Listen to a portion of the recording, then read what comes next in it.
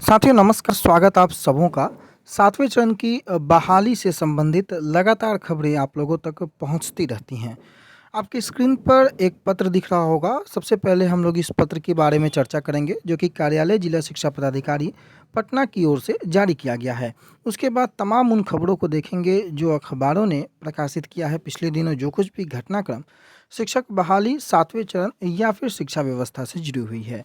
सबसे पहले आप देख सकते हैं अपने स्क्रीन पर 6/12/2022 जो कि कार्यालय जिला शिक्षा पदाधिकारी पटना से अमित कुमार जो जिला शिक्षा पदाधिकारी पटना है, उनके माध्यम से सभी प्राचार्य और प्राथमिक जो उच्च माध्यमिक और माध्यमिक विद्यालय हैं जो कि उत्क्रमित करके बनाए गए हैं, उनमें विषय क्या है, पटना जिला अंतर्गत माध्यमिक और उच्च माध्यमिक जो विद्यालय हैं उसमें नियमित एवं पंचायती राज संस्था तथा नगर निकायों में नियुक्त शिक्षकों एवं पुस्तकालय अध्यक्षों से संबंधित जो रिक्ति का प्रतिवेदन है उसको उपलब्ध कराने के लिए ये पत्र लिखा गया है। आप सबों को पता है आगामी जो 7वें चरण की बहाली होने वाली है वो बहुप्रतीक्षित बहाली है।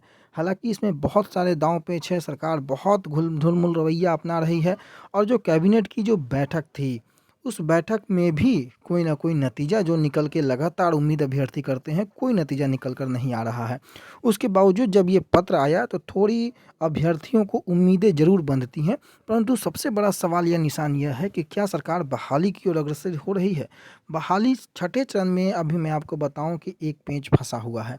एक शेड्यूल अभी छठे चरण को लेकर के आना है और जब तक वो शेड्यूल नहीं आता है तब तक 7वें चरण की शेड्यूल भले ही वो तैयार हो जाए, भले ही वो रोड मैप पूरी तरीके से क्लियर हो जाए, परंतु वो धरातल पर नहीं उतर सकता है टेक्निकली। अदरवाइज लीगली बहुत सारे प्रॉब्लम्स सरकार को फेस करने पड़ सकते हैं। परंतु जो इस पत्र में लिखा गया है कि जो पटना जिला अंतर्गत जितने भी माध्यमिक और उच्च माध्यमिक विद्यालय हैं उसमें जितने नियमित और पंचायती राज संस्था तथा नगर निकायों में जो नियुक्त शिक्षक हैं, पुस्तकालय अध्यक्ष हैं, उनसे संबंधित जो रिक्ति है उसका प्रतिवेदन 15 दिसंबर 2022 तक इस पत्र के साथ संलग्न विहित प्रपत्र 1 और 2 में रिक्ति प्रतिवेदन श्री वरुण जी लिपिक कार्यालय जिला शिक्षा पदाधिकारी पटना के पास समर्पित करना सुनिश्चित करेंगे। अब देखिए बात यह है कि जिला शिक्षा पदाधिकारी की ओर से यह पत्र तो जारी कर दिया गया है, रिक्तियों का ब्यौरा भी मांग दिया गया है। आप यहाँ देख सकते हैं माध्यमिक और उच्च माध्यमिक में सभी विषयों में कितने शिक्षक हैं जो कि नियमित हैं, पंचायती राज संस्था के अंतर्गत नियोजित हैं, उनका प्रतिवेदन मांगा जरूर गया है। परंतु सरकार इसको लेकर के जो रवैया अपनानी चाहिए थी धरातल पर, वो अब तक उतर कर नहीं सामने आता। अब यहाँ पर देख लीजिए आप एक खबर में 6441 उत्क्रमित +2 स्कूल हैं, परंतु उसमें संकट छाया हुआ है। 7वें चरण की नियुक्ति प्रक्रिया अगर शुरू नहीं होती है तो जो नया सत्र आने वाला है उसके भी शिक्षण कार्य में बाधा उत्पन्न हो जाएगी। हालांकि बाधा तो पिछले सत्र में भी उत्पन्न हुई थी, लेकिन सत्र तो बीत ही गया। अभ्यर्थी जो वहाँ पर एडमिशन लेते हैं उनकी जो एडमिशन का जो प्रोसीजर है वो पूरा हो ही जाता है, उनका सेशन खत्म हो ही जाता है, लेकिन नहीं होता है तो सिर्फ पढ़ाई। और उसका एकमात्र कारण है शिक्षकों की अनुपस्थिति। शिक्षक बहाल नहीं कर पा रही है सरकार उस स्थिति में जिस स्थिति में अभ्यर्थी एडमिशन ले रहे हैं या अभ्यर्थी नामांकन करवा रहे हैं। अब आप अगर देखिएगा इस खबर को तो चालू जो शैक्षणिक सत्र है 8 माह बीत चुका है, लेकिन राज्य के 4000 से ज़्यादा जो उत्क्रमित +2 विद्यालय हैं उसमें पढ़ाई का संकट दूर नहीं हुआ है। ऐसे स्कूलों में शिक्षकों की कमी ने सरकार की भी चिंता बढ़ा दी है, क्योंकि 7वें चरण में शिक्षक नियुक्ति की प्रक्रिया अभी शुरू नहीं हो पाई है। इससे नए सत्र पर भी पढ़ाई का संकट गहराने लगा है। 4000 जो स्कूल हैं उसके अतिरिक्त 2441 और उत्क्रमित +2 स्कूल हुए हैं जो प्रतिनियुक्त शिक्षकों के भरोसे संचालित हैं।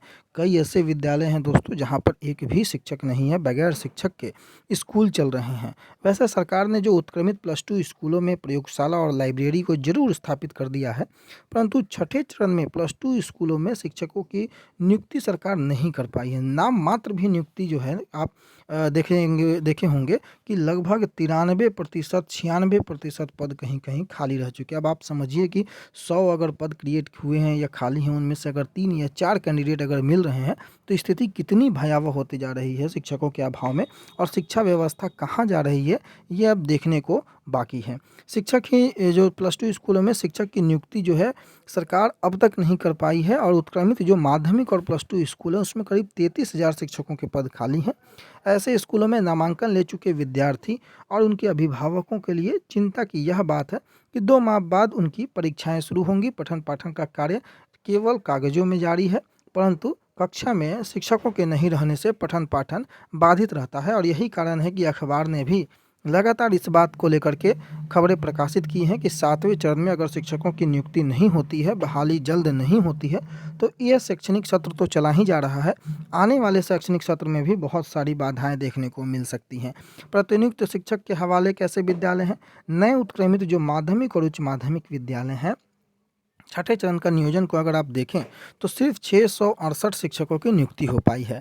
90% विद्यालयों में मिडिल स्कूलों के ही स्नातक पास शिक्षकों को प्रतिनियुक्ति से शिक्षण कार्य कराया जा रहा है। पिछले दिनों भी खबरें आई थी कि प्राथमिक के शिक्षक माध्यमिक में, माध्यमिक के शिक्षक उच्च माध्यमिक में, और इसी तरीके से प्रतिनियुक्ति के आधार पर शिक्षक जो हैं उच्च जो विद्यालय हैं उनमें तैनात हैं।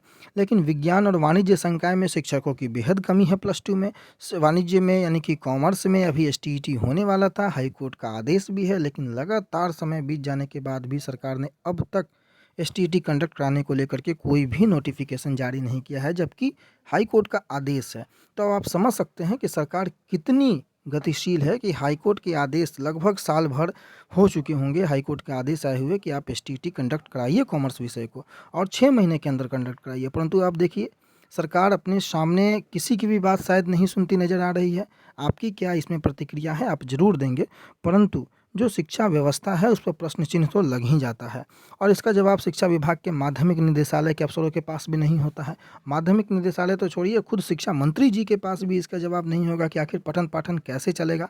तो कुल मिलाकर इन सब को लेकर के जो पदस्थापन में जो अभ्यर्थी हैं, जो प्रतिनियुक्त जो शिक्षक हैं, उनके भरोसे पूरे विद्यालय चल रहे हैं, बिना शिक्षक के भरोसे पूरे विद्यालय चल रहे हैं, और स्थिति अगर ख़राब है तो वो बिहार की शिक्षा व्यवस्था की। भले इससे परवाह किसी को पड़े या ना पड़े, लेकिन पूरे बिहार को, बिहार के अभ्यर्थियों को परवाह ज़रूर है, उनको नुकसान ज़रूर है, और इसलिए 7वें चरण की बहाली होनी बेहद आवश्यक है। बाकी देखते हैं समय के साथ जो भी अपडेट होगा आप लोगों तक पहुँचाएँगे। तब तक के लिए आप बने रहें हमारे चैनल के साथ।